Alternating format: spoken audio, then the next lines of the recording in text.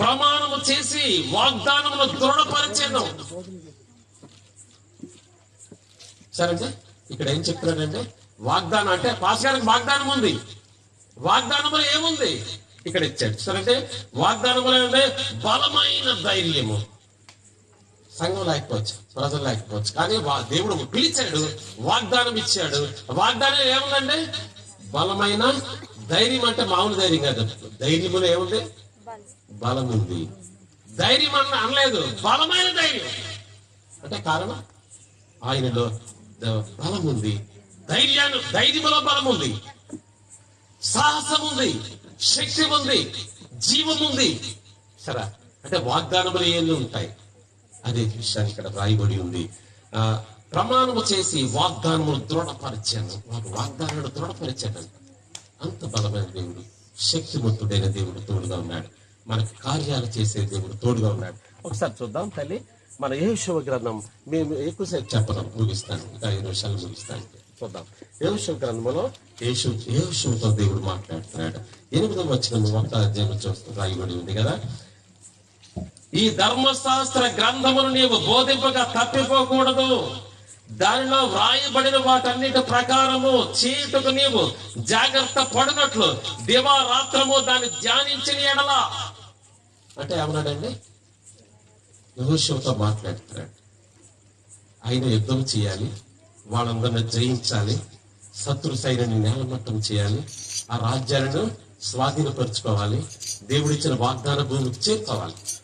మోషే తర్వాత ఇతను పిలుస్తున్నాడు కదా, పిలిచి మాట్లాడుతున్నాడు అన్నమాట. ఎంత చక్కగా మాట్లాడు అంటే, నువ్వు ఆ వాక్యాన్ని బోధించడం మానకూడదు. ఏం చేయమన్నాడంటే దివారాత్రము ఏం ధ్యానించాలా? వాక్యము ధ్యానించాలా. నీకు అందుకే మీకు చెప్తున్నాను, పాస్టర్ ముఖ్యం కాదు, అర్థమైందంటే వాక్యమే చాలన్నమాట. రకరకాల మీరు వాక్యం చెప్పని నేను కనపడకూడదు, మీకు వాక్యమే కనపడాలి. అర్థమైందా? అంటే వాక్యములో పవర్ ఉంది, వాక్యములో వాగ్దానం ఉంది, వాక్యములో బలం ఉంది, వాక్యంలో శక్తి ఉంది. అందుకే అంటున్నాడు వాక్యమును ధ్యానించడం అంటే దివారాత్రము దానిని ధ్యానించిన ఎడల నీ మార్గమును వర్ధిల్ల చేసుకొని చక్కగా ప్రవర్తించడం. అంటే మన మార్గము, మీ కుటుంబం ఒక మార్గం అనుకోండి, మీ పిల్లలు ఒక మార్గంలో నడిపించాలి, మీరు ఒక మార్గంలో నడాలి. మీ భర్త వేరే మార్గంలో ఉంటే దేవుడు ఏం చేస్తాడా? మీరు వాక్యం ఇందాక గారు చెప్పారు, మీరు వాక్యం చదివినట్లయితే, ప్రార్థన చేసినట్లయితే, ఆ వాగ్దానం ఉన్నటువంటి పాస్టర్ గారు కూర్చొని ఆలయంలో కూర్చొని ఒక రోజు కూర్చొని ప్రార్థన చేయండి. మీరు ప్రార్థన చేసినట్లయితే దేవుడు ఏం చేస్తాడట? మీ మార్గంలోకి మీ భర్తను కూడా తెస్తాడు. చెడు మార్గంలో ఉంటే మంచి మార్గంలో నడిపిస్తాడు. అది ఎవరికి చెప్తాడంటే ఇక్కడ దేవుడికి మాట్లాడుతున్నాడు.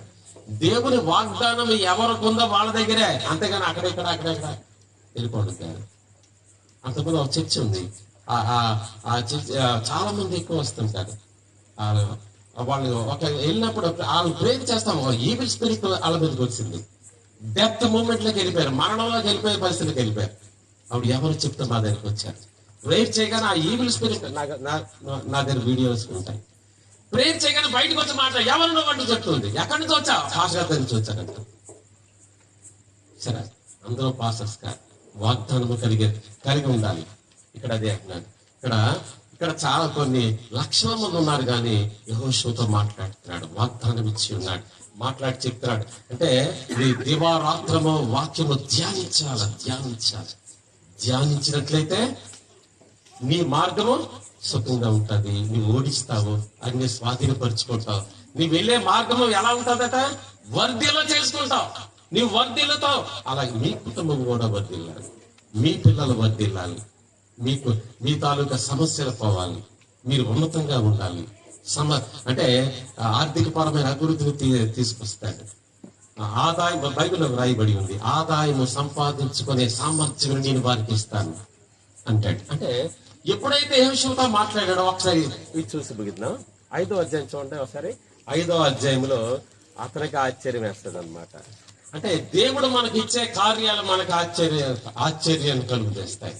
ఆయనే దిగి వస్తాడు, ఆయనే కార్యాలు చేస్తాడు, ఆయనే మీతో ఉంటాడు, మీ కుడి పక్క ఉంటాడు, మీ కుడి పక్క నేను నేనుగా ఉన్నాను అంటాడు, వాగ్దానాలు ఇస్తాడు. అర్థమైందా?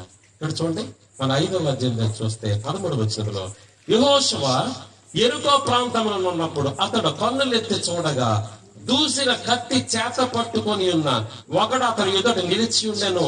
యెహోషువ అతని యొద్దకు వెళ్ళి, నీవు మా పక్షముగా నున్నవాడవా మా విరోధుల పక్షముగా నున్నవాడవా అని అడుగుగా అతడు, కాదు, యెహోవా సేనాధిపతిగా నేను వచ్చి ఉన్నానెను. యెహోషువ నేల మట్టుకు సాగిలపడి నమస్కారము చేసి, సరే అంటే ఇక ఎరుకో పెద్ద ప్రాకారం అన్నమాట. అభేద్యమైన దుర్భేద్యమైనటువంటి చాలా ఎత్తు కలిగినటువంటి ఆ ప్రాకారం, చుట్టూ ప్రహారీ గోడ, లోపల మనుషులు ఉంటారు, లోపలికి ఎవరు వెళ్ళలేరు, దాన్ని స్వాధీనపరచుకోలేరు. ఆ తలుపులు కూడా అంత అలా ఉంటాయి. కానీ అలాంటి సమయంలో ఇతను ప్రార్థన చేసినప్పుడు అంటే ఆ ప్రాకారం పడగొట్టాలి, దుర్భేద్యమైన అభేద్యమైనటువంటి దాన్ని నేలమట్టం చేయాలి, తలుపులు పడగొట్టాలి. వీడి చేత కాదు. కానీ ఇతను ప్రార్థన చేసినప్పుడు దేవుడు మాట్లాడుతున్నాడు. ఎవరు వచ్చారండి అక్కడికి? మనం చూసినట్లయితే ఇంకా చూడండి, 6వ అధ్యాయంలో ఉంది 20వ వచనంలో, యాజకులు బోరలు ఊదగా ప్రజలు కేకలు వేసి ఆ బోరల ధ్వని వినినప్పుడు ప్రజలు ఆర్భాటంగా కేకలు వేయగా ప్రాకారము కూలిను. సరే, ప్రజలందరూ తమ ఎదుటికి చక్కగా పట్టణము ప్రాకారం ఎక్కి పట్టణమును పట్టుకొనేది. అంటే ఎవరో పడగొట్టలేరు, ఎవరో నిర్మూలన చేయలేరు, ఎవరో ధ్వంసము చేయలేరు, ఎవరో పైకి ఎక్కలేరు. అలాంటి అభేద్యమైనటువంటి ఆ ప్రాకారం ఎలా పడిపోయిందండి? కేకల పెట్టగా. ఎవరు తోశారు? ఎరుకో గోడలు తోయడానికి ఎవరు వచ్చారు? ఇక్కడ దేవుని తోత వచ్చి నిలబడి మాట్లాడుతున్నాడు. పెద్ద ఖడ్గం పట్టుకొని ఎదురుగా వచ్చి నిలబడ్డాడు. యోషుకు భయం వేసింది. అంటే ఎవరు ఎవరు ఎవరు ఎవరు ఆ దూత? అంటే నా పక్షంలో వచ్చి ఉన్నావా? ఎరుకో రాజు పక్షంలో వచ్చి ఉన్నావా? నువ్వు వాళ్ళకి సంబంధించిన వాడవా మాకు సంబంధించిన వాడవా అని మాట్లాడుతున్నాడు. అప్పుడు దూత ఏమన్నాడంటే, నేను ఎవరు పక్షంలో రాలేదు, నీకు ఎక్కడ అన్నాడు లాస్ట్? యెహోవా సేనాధిపతిగా నేను వచ్చి ఉన్నాను.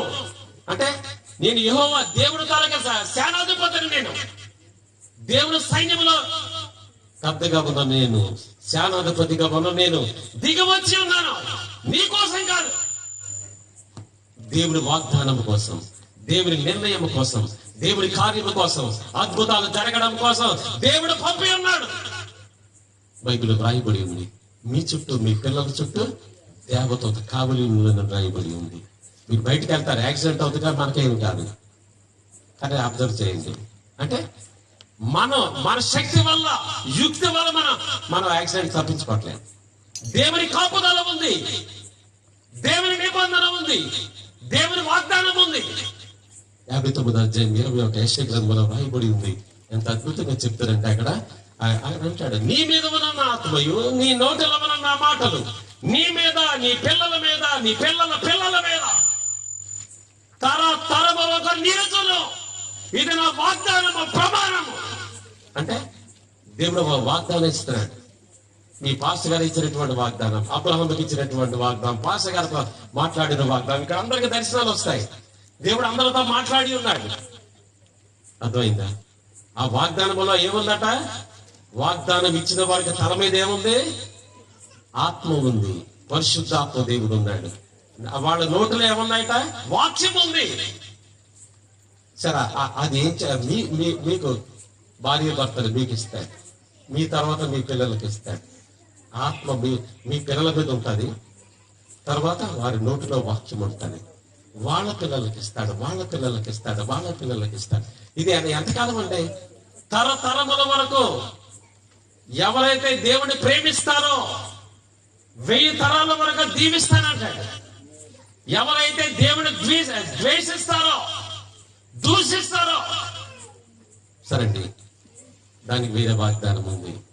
అంటే మరి దేవుని నమ్ముకోవడం అంటే, రక్షణ కలుగు చేయడం అంటే, బాప్టిజం తీసుకోగానే పరిశుద్ధాత్మ అనే ఒక వరం అని ఉంటాడు. పరిశుద్ధాత్మ అనే వరం అనేది మనకి ఇస్తాడు. అర్థమైందా? బాప్టిజం తీసుకోగానే పరిశుద్ధాత్మ దేవుడు మీ తల మీద ఉంటాడు, మీ మీదకి వస్తాడు, మీ ఇంట్లోకి వస్తాడు. యేసయ్య రక్తము మీ ఇంట్లో వేయబడి ఉంటుంది. యేసయ్య రక్త ప్రాకారం మీ చుట్టూ వేయబడుతుంటది.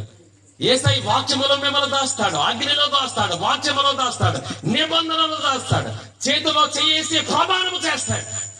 తోడుగా ఉండే దేవుడే ఉన్నాడు, శక్తినిచ్చే దేవుడే ఉన్నాడు, బలమునిచ్చే దేవుడే ఉన్నాడు, ఆత్మనిచ్చే దేవుడే ఉన్నాడు, అగ్నిని కుమ్మరించే దేవుడే ఉన్నాడు, మిమ్మల్ని బలపరిచే దేవుడే ఉన్నాడు, మీ కుటుంబాలను హెచ్చించే దేవుడే ఉన్నాడు. రాజులు కూర్చుండబెట్టు, సింహాసనం మీద వారిని కూర్చుండబెట్టుదురు, అధికారంలో రాజదండం నేను వారికి ఇస్తాను. అంటే రాజదండం అంటే కలెక్టర్ గారికి ఉంటుంది, ఒక అధికారం ఉంటుంది, ఎంఆర్ఓ గారికి ఒక అధికారం ఉంటుంది. అలాగే మీ పిల్లలు కూడా రాజదండం ఇస్తారు. ఒక ఆఫీసర్స్ గారి లేవనెత్తగలరు, మీ పిల్లలని ఉన్నతంగా చేయగలరు, మీ పిల్లలు ఉన్నతమైన ఉద్యోగాలను చేయగలరు, ఉన్నతమైన ప్రమాణాలలో మీ పిల్లలను పెంచగలరు. అటువంటి జ్ఞానము, తెలివితేటలు, ఇంటెలిజెన్స్ ఇవ్వగలరు. మా పిల్లల కోసం చెప్పాను, అర్థమైందా?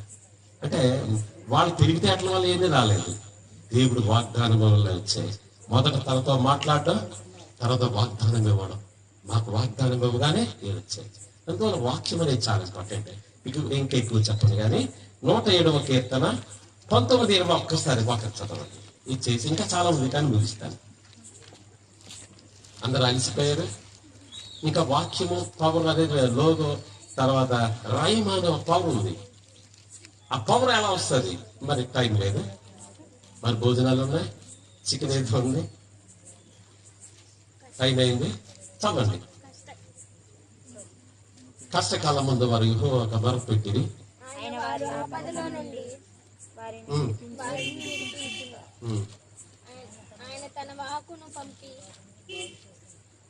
వారిని చాలా అదైతే స్పీడ్ చదవాలి. అంటే ఇక్కడ వారి కష్టకాలం ముందు వారు యెహోవాకు మొరపెట్టిరి. కష్టం వచ్చిందండి, ఇంట్లో పిల్లల విషయంలో కష్టం రావచ్చు, అనారోగ్యం వచ్చి, క్యాన్సర్ వచ్చి బెడ్ మీద ఉండొచ్చు, అర్థమైందండి, పెరాలసిస్ సమస్య ఉండొచ్చు, కుటుంబంలో డబ్బుల పరంగా ఇబ్బందిగా ఉండొచ్చు, శోధన ఉండొచ్చు, సాతాను బంధించవచ్చు, చెరలో పెట్టచ్చు, బందికాణంలో బంధించవచ్చు. వాటన్నిటినీ విడిపించడానికే వచ్చానంటాడు. మనకి లోకాసువార్తలో రాయబడి 4వ అధ్యాయంలో యేసయ్య మాట్లాడతాడు, అవన్నీ విడిపించడానికి నేను వచ్చాను అంటాడు. అర్థమైందండి? ఇక్కడ ఉన్నాడు ఆ దేవుడు ఏం చేస్తారట, వారి ఆపదల నుండి కష్టకాలం ముందు వారు యెహోవాకు మొరపెట్టి ఆయన తన వాక్కును పంపి వారిని బాగు చేశాడు. అంటే దేవుడు ఎలా బాగు చేశాడు? వాక్కును పంపాడు. వాక్ అంటే ఏంటి? వాక్యాన్ని పంపడం. బిడ్డ ప్రతిరోజు వాక్యాన్ని చదువుతారు, అది కాదు. మీరు ఒక సమస్య వచ్చినప్పుడు కూర్చున్నప్పుడు ఆయన మీకు దర్శనంలో చూపిస్తాడు, ఫలానా ఫలానా ఫలానా, సరే ఫలానా వాక్యం అంటాడు. మీకు ఒక ఎగ్జాంపుల్ చెప్పాలంటే, ఒక చాలా సీరియస్ అనమాట. ఒక ఈవిల్ స్పిరిట్ మీదకి వచ్చింది, అనేక రోజులు నిద్ర లేదు, చాలా ప్రార్థనా పరులు, మరణంలోకి వెళ్ళిపోయారు. అంటే ఆ దెయ్యం కనపడుతుంది, లోపలే ఉంది, బయట ఉంది, పడుకోనట్లేదు, 4 రోజులు పడుకోలేదు. అలాంటి పరిస్థితులు అతను అంటే బైబిల్ అంతా చూడకుండా చెప్పేస్తాడు, అర్థమైందా? కానీ ఆ దెయ్యం వచ్చి మీద కూర్చుంది, ఎదుటి కూర్చుంది, వాగ్దానం ఉంది. ఎందుకు అలా జరిగిందని ప్రార్థన చేసినప్పుడు దేవుడు ఒక ఏమిచ్చాడు తెలుసా? దేవుడు చెప్పాడు కదా, కీర్తనలో 3:7 అన్నాడు. అంటే వాక్యం చదువుతుంటే పోవట్లేదు, ప్రార్థన చేసినా పోవట్లేదు, అంటే వాగ్దానం ఇచ్చాడు. 3:7 కీర్తనలు అన్నాడు. చదవండి, చదువుతాలి. యెహోవా లెమ్ము, నా దేవా నన్ను రక్షింపము, నా శత్రువులందరినీ దవడ ఎముక మీద కొట్టువాడు నీవే, దుష్టుల పళ్ళు ఎర్ర కొట్టువాడు నీవే. ఆ వాక్యం చదవడు. సరే అది అన్నాడు కదా, వాక్యం చదువు అన్నాడు. 3:7 ఏంటో 3:7? సరే, 3వ అధ్యాయం 7వ వచనం ఈ చదవగా ఈవిల్ స్పిరిట్, బలమైన స్పిరిట్ పక్కెళ్ళిపోయాయి. దానికి కారణం అంటే బైబిల్ అంతా నిజమే, కానీ ఆ ఒక్క వాక్యం బాగానే దేవుడు పవర్ ఇచ్చాడు. అంటే దాన్నే వాగ్దానం అంటారు, అంటే దాన్నే రైమా అంటారు. బైబిల్ చదవడం ద్వారా జ్ఞానం వస్తారు, రైటే. దాన్ని లోగోస్ అంటారు. లోగోస్ అంటే బైబిల్ చదవడం, ఈ క్వశ్చన్ బైబిల్ లోగోస్ అంటారు గ్రీక్ భాషలో. రైమా అంటే ప్రతి మనిషికి ఒక సమస్య వచ్చినప్పుడు, క్యాన్సర్ వచ్చినప్పుడు, కష్టాలు ఎక్కువైనప్పుడు, వాళ్ళకి ఏం కథ అర్థం కానప్పుడు వాళ్ళతో మాట్లాడతాడు, మా అందరితో మాట్లాడాడు. అలాగే మీకు ఒక సమస్య వచ్చినప్పుడు మీరు ఆలయంలో కూర్చొని ప్రార్థన చేసినప్పుడు మీకు దర్శనం వస్తుంది, దాంట్లో వాక్యం వస్తుంది. అమ్మగారికి ఏం చెప్పాడు? అమ్మగారికి 60:20 యెషయా గ్రంథం అన్నాడు, నీ దుఃఖ దినములు సమాప్తములాయను. సరే, అందువల్ల వాక్యమే అంత ఇంపార్టెంట్. అందువల్ల నేను చెప్పేది వాక్యం. ప్రత్యేకమైన వ్యక్తికి ప్రత్యేక పరిస్థితిలో వాక్యం వస్తుంది. బెతస్తా కోనేరు ఉంది, సంవత్సరానికి ఒకసారి దేవుడి దగ్గర నుంచి ఒక దూత వస్తాడు. దూత వచ్చే నీరు కలుపుతాడు. నీరు కదపగానే ఎవరైతే ముందు లోపల పడతారో వాళ్ళకి స్వస్థత వస్తుంది. అది వచ్చినప్పుడే సంవత్సరానికి ఒకసారి. అర్థమైందండి? అంటే ఆ కోనేరు బైబిల్ అనుకోండి, లోగోస్ అని మాట అనుకోండి. మరి ఇక్కడ అంటే దేవదూత వచ్చి కదిలించడం రాయమా అంటారు, వాక్కు అంటారు, వాగ్దానం అంటారు. దేవుడు మీకు వాగ్దానం ఇస్తాడు. అంత పవర్ అనేది దీంట్లో ఉంది. ఇంకా డీప్ గా మరి తగ్గలేదు. కళ్ళు మూసుకుందాం, ఆన్ చేద్దాం. ఒక్కసారి నిలబడదాం తల్లి, బాగా అలసిపోయి ఒకసారి నిలబడి, ఇది దేవుడి సన్నిధి, దేవుడు ఇక్కడే ఉన్నాడు. ఆయన పాదాలు ఇక్కడే తిరుగుతున్నాయి. ఆయన పరిశుద్ధమైన పాదాలు, ఆయన పాదాలు అగ్ని లాంటి పాదాలు, అగ్నితో నింపబడిన పాదాలు. ఆయన పాదాలు ఇక్కడే తిరుగుతున్నాయి. ఎవరు 2-3 కూడుకొని ఉంటే వాళ్ళ మధ్యలో ఉన్నానన్నాడు. ఆయన వాగ్దానం పవర్ ఆయన ఇక్కడే ఉన్నాడు. మీకు ఏ సమస్య ఒకసారి దేవుడి దగ్గర చెప్పండి, నేను మీకు ప్రార్థన చేస్తున్నాను. మీ సమస్యను ఒకసారి చెప్పి, మీరు ఏదైనా మీ మనసులో ఏదైనా ఎంత అయ్యగారికి చెప్పారు, ఏదైనా లోటుపాట్లు ఉంటే ఒకసారి క్షమాపణ అడిగితే చాలు. క్షమాపణ అడగగానే యేసయ్య పరిశుద్ధాత్మ దేవుడు మీ దగ్గరికి వస్తాడు. మీ క్షమాపణ అడగానే యేసు రక్తం వచ్చి మీకు క్లీన్ చేస్తాడు. వెంటనే పద్ది మీరు క్షమాపణ అంటే మీరు చేయాలని మీకు తెలుసు. మీరు మీకు పోతే ఇప్పుడు ఈ రోజు కాదు, మీరు ప్రార్థిస్తాను చేయండి. ఎవరు కలుసుకుందాం. మీ వాళ్ళు మీకు గుర్తు కావాలి, మీ గుర్తు కావాలి, మీ పరిస్థితి గుర్తు